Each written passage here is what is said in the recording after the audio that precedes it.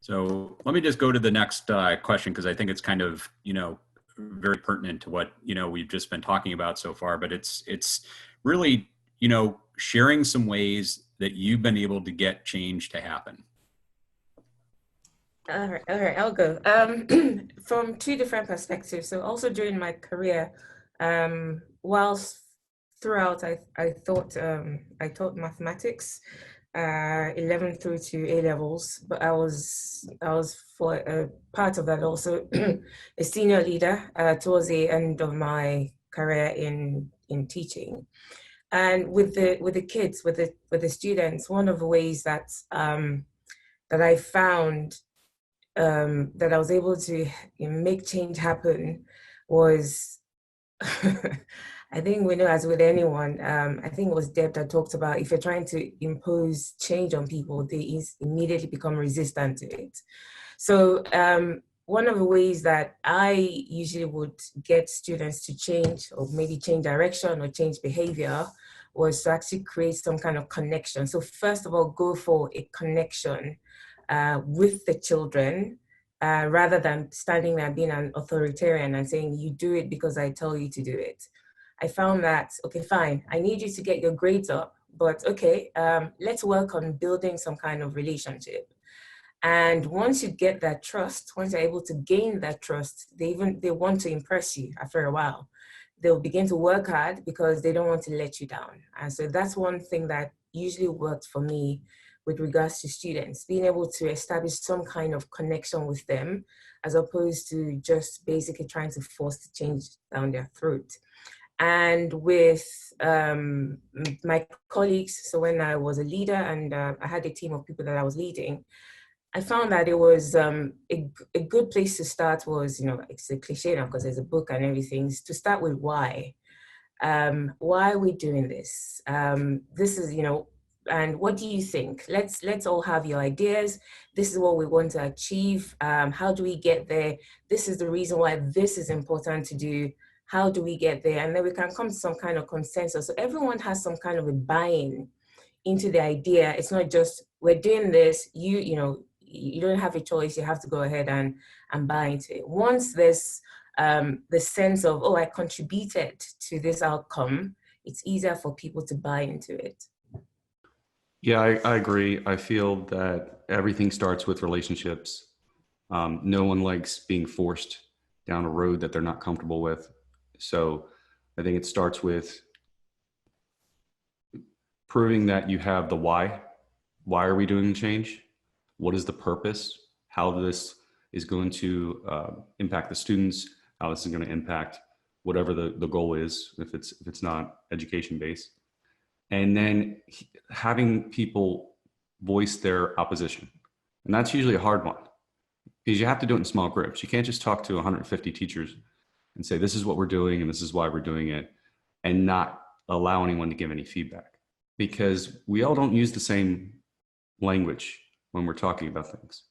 There's a lot of misinterpretation that'll happen when, if I'm saying we're moving towards X, Y, or Z, someone may already be hung up on that first sentence and they miss the next 6 or 7 that I'm saying, or slides or whatever we're presenting, because they're still processing that first one and how that's going to cause anxiety or what that's going to do to their life. And so sometimes, even though you're giving all the information, it's not heard. So you have to have a back and forth and make sure that we're all on the same page. And that's when things happen. I mean, we really try at my school to give the faculty a lot of seeds, as you said, Tim, earlier, planting seeds, a lot of notice. Things are going away in 18 months. Things are going away in 6 months. We need to change to this for this. We're going to have focus groups, or we're going to have the sessions where you can drop in and hear more, those type of things. Because I think they feel supported. They don't feel like it's just a decision that's being done by people who maybe aren't in the classroom or not connected to their department. And I think that's really the only way to do it effectively. For me, the big change came when, well, two things came into synthesis with each other. The first thing that happened was I was attacked at work. and I was laid up in medical for quite a few weeks, and I literally thought about quitting and not coming back to the classroom. The second thing that happened to me was Twitter, and the amazing people that I met there, and one comment from my partner that said, "I can't believe you'd give up your life's work because of one student." And I finally decided to come back to the classroom, but I realized at that point that I was that teacher that was getting a compliant student and not a challenged student. And I had fallen into the rut, and I was a little afraid still. And it did take some courage, and it did take some change on my part to find out what was getting their attention. What was it that was getting their passions going?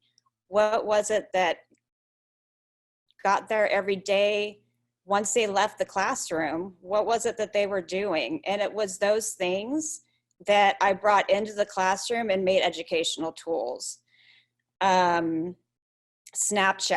I'm looking at bringing TikTok in, Minecraft, anything that had their attention, I brought in as a change to my classroom to make it more exciting to them. And we went outside more. We turned any lesson that I could think of into something that was more at their interest level. They helped me come up with activity ideas so that it was more of a student-centered classroom. And from that passion, from a classroom where we had a lot of pain collectively, a lot of healing happened, and it was fantastic. It was a fantastic class at the end of the year. I just want to thank you for sharing that. Like, it's like, I think it's so powerful when we're open and raw and real with people, that people know what we're talking about, and they know that we're not just up here, you know, as experts, we're up here as human beings. And it's like, it just means so much that I can hear like that, the impact that that had, and you had a choice at that moment in time what to do. And so thank you for making the choice that you did.